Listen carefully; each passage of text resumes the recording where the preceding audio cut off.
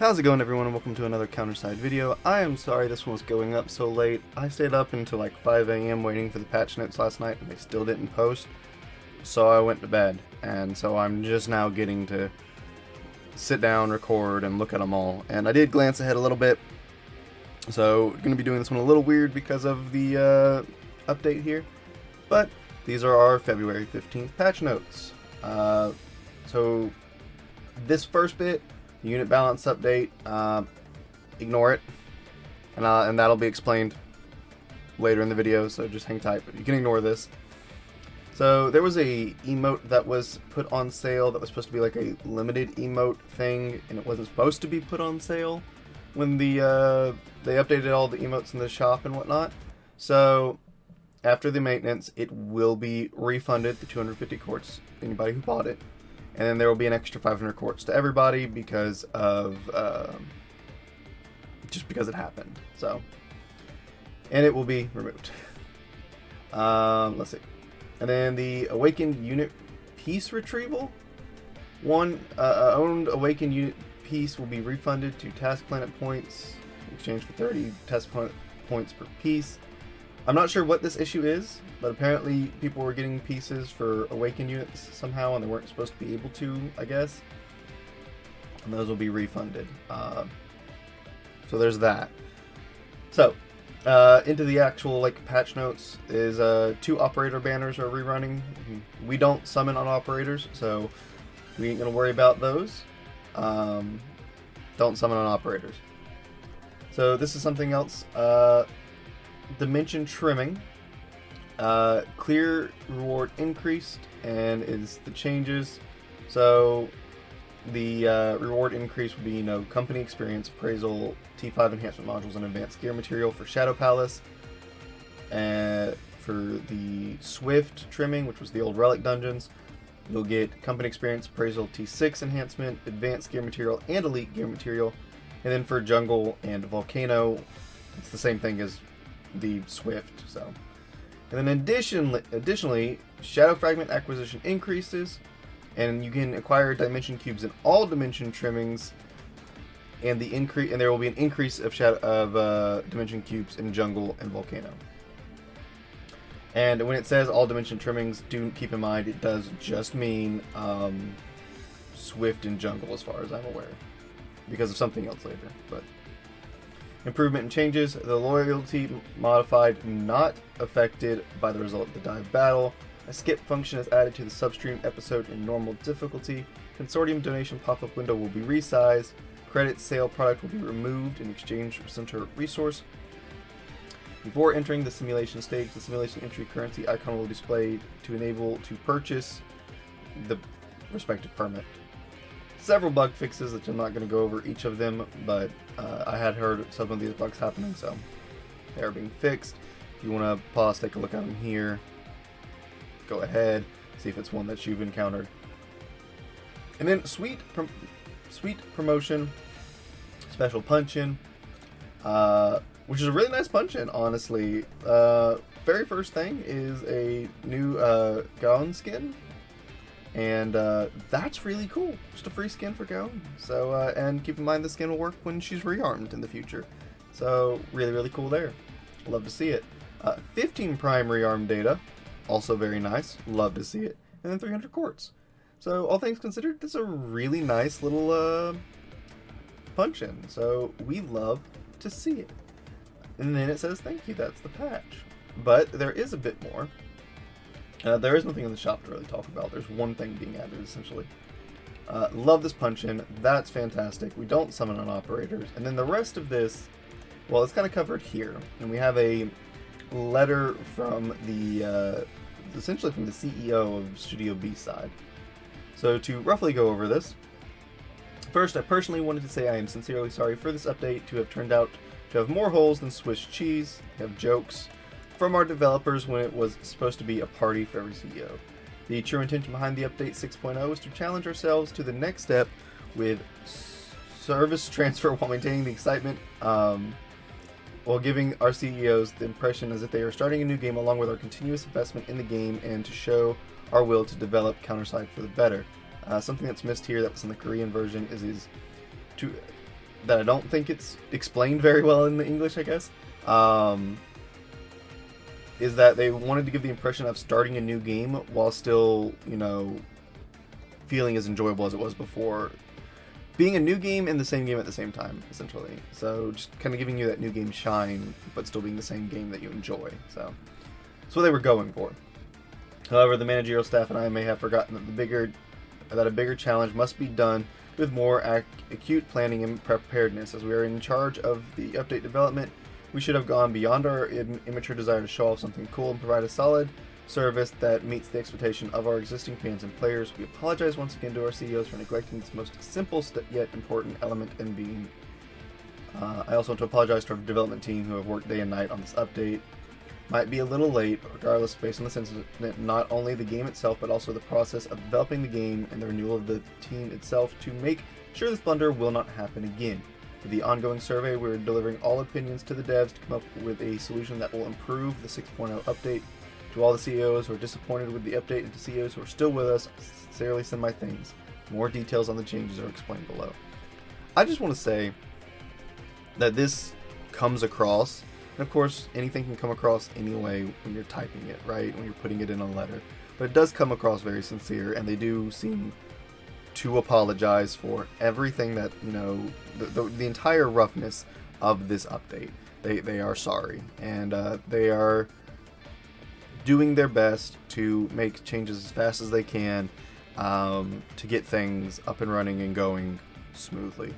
And here's some of the changes that they're going to be doing. And like I said, I have looked ahead. There's some nice stuff here. So the in-game UI adjustment, some of the coloring is the big thing about the UI adjustment here. Some of the coloring is basically going back to its old coloring. So, you know, the HP bar is going back to being green, shield bar is going back to its color, skill, ultimate, all that stuff. That's going back, while still remaining the thin, trim, and proper look of the new UI update. So you can kind of get a feel of it with this picture here. I heard a lot of people like not liking it, and I hear that it was very unkind to people who had any kind of colorblind issues. So this is really nice to see. I know me myself it didn't affect, but I know a lot of people were affected, so I am happy to see this change. It's good for the overall audience. So that's very good. That's very cool, and admittedly it will be a little bit less off-putting. Though I admit, changing our bars down here to green and this to green, I actually was the white was kind of growing on me, but like I said, this is what the majority prefer, and so it's probably for the better. Battle result UI adjustments. The main thing here is just the buttons on the bottom are being slightly adjusted because there was some kind of issue with that. I'm not entirely sure. And depending on the level of battle, win conditions required, a yellow medal is now displayed. So for this, you were getting white medals before, and and you couldn't really see that you were getting the medals. Now that was, even I couldn't really see that you were getting the medals. I had to like look closely. So now they're changed back to like gold. So nice, or well, yellow. The name at the tab at the bottom of each UI in this operation section will have its colors changed to improve its visibility. Depending on the level of battle, win conditions required, a yellow medal is now displayed. On the February 22nd app update, so that would be next week's update, I think. Pretty sure that's next week's update. Is that next week's update? It's next week's update. A fix where the CEO exits from the operation for other stages. The page that the CEO land is not the last operation the CEO has done, but rather the main page of that event that the operation is in. So a fix where when the CEO enters an episode and exits, the page the CEO lands is not the last operation, but rather the main page of that event episode. So basically, instead of just backing out twice or whatever to get to where you're trying to go, it's taking you back to the main page for the list of stuff. So from what I'm led to understand, like if you're doing something in if you're doing one of like the challenge farm stages and you back out from the stage, it's taking you back to the challenge farm stage selection instead of to that specific stage. But trying to reduce the number of times you have to go back, essentially. A fix where stage nodes and UI will have level labeled on it. A miscellaneous fix for the UX errors. Okay. And some lobby UI adjustments improve the visibility and design of the menu tabs. The gauntlet and world map tabs will be more visible. This is after the 22nd February update, so next week. Tactical update. A refresh rate has been improved So after the 22nd apt update, so next week again, a dismiss tab will be added. The name tactical update, which was fixed in English, will now be localized into the language setting the COS set. Content and rewards. Normalization of the contents that did not give a correct amount of rewards when it was supposed to. Also, the number of rewards given to the CEOs will be increased in accordance with our newly released content. So, going into that a little bit more. I don't know if this is its own thing or it's supposed to cover some of this other stuff, because this stuff below it is about content drops and stuff. So, we'll see if that's just these things or if there's more being referred to here when it actually happens. But with the exception of the daily challenges, the number of rewards given will be increased, and the details are listed below. So, Shadow Palace, Swift trimming, and Jungle and Volcano trimming. 78% increase to the credit drop amount, and then for every other content except your daily challenge dungeon, a 16% increase. Which, I did mention this before in my Origin Thoughts video, that's one of the big things, is we need more credits since the drop rate needs to increase. So seeing an overall increase of credits, especially in the in-game things you'll be farming, very nice. So, credit is one of the resources where, don't really need to read all that. Substream, a fix where some of the normal stages were not skippable and the item drop rate was set lower than intended. Phase 4 mat stages are not skippable. So, there you go.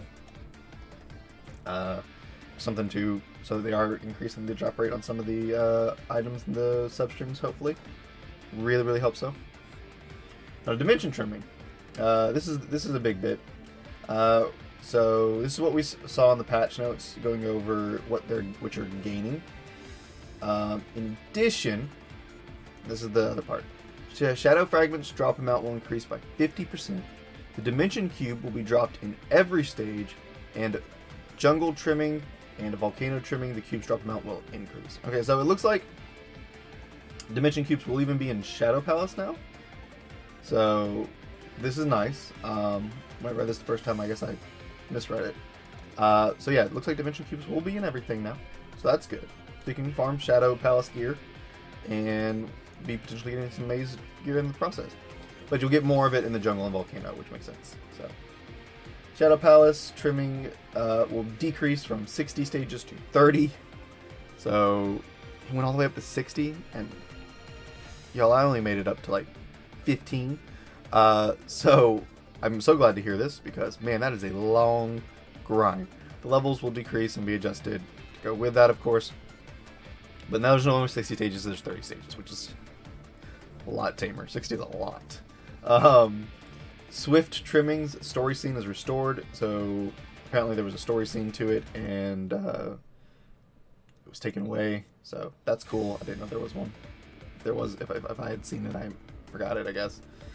And if you use the automation to clear the stage, the result UI will automatically skip. Apologies on the yawn.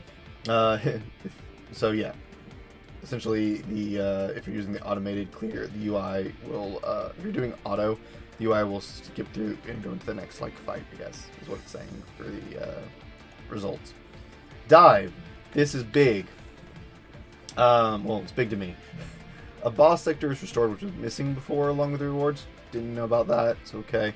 The missing items from the rewards list are also added, such as Eternium and schematics.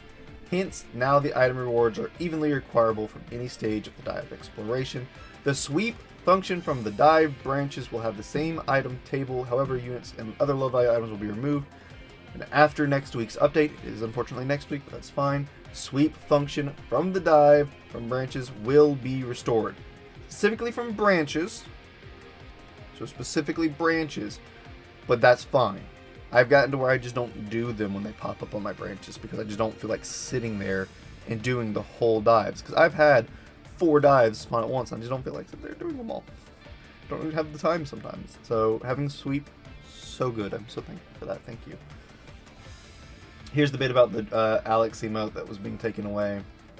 And then here's the thing about Gowan. So we have seen numerous feedback regarding how we have picked the unit for the rearmament system. As mentioned in the showcase, Gowan was a seasonal selection. However, we will make sure to pick the rearm units considered the ongoing meta and such.